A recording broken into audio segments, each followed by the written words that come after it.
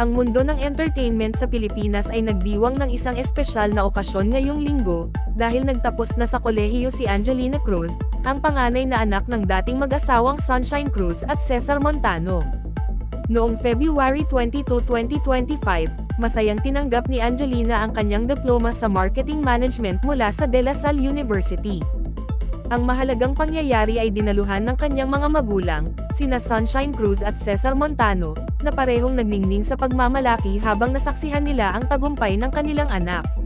Si Sunshine Cruz, isang sikat na aktres, ay nagbahagi ng kanyang kagalakan at pagmamalaki sa Instagram, nagpost ng mga larawan mula sa graduation ceremony.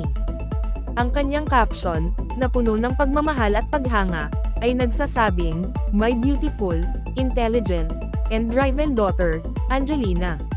You made us so proud today.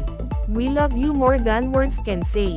Si Cesar Montano, isang kilalang aktor at direktor ng pelikula, ay nagpahayag din ng kanyang taos-pusong pagbati, nagsulat, "Congratulations, my dear Angelina. Your dedication and hard work have paid off. You're a shining example to your sisters and all of us. I'm so proud to be your father." Si Angelina mismo ay nagbahagi ng kanyang sariling nakakaantig na mensahe sa Instagram, nagpapahayag ng pasasalamat at kagalakan. "I'm so thankful for all the support I received throughout my college journey," sulat niya. "To my parents, sisters, and everyone who believed in me, thank you. This diploma is for all of you." Ang pamilya ay nagdiwang ng graduation ni Angelina sa pamamagitan ng isang masayang hapunan, kasama ang kanyang mga kapatid na sina Samantha at Cheska.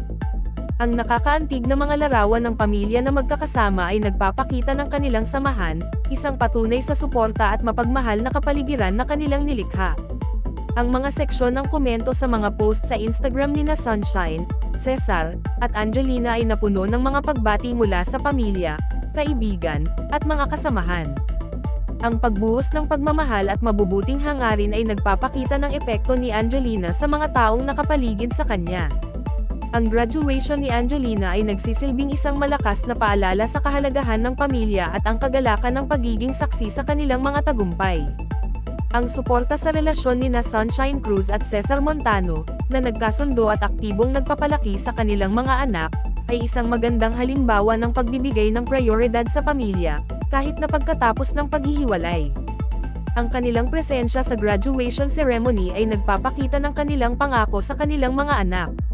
Ang okasyong ito ay nagpapakita rin ng lumalaking kahalagahan ng mga social media platform tulad ng Instagram sa pagbabahagi ng mga mahahalagang pangyayari sa buhay.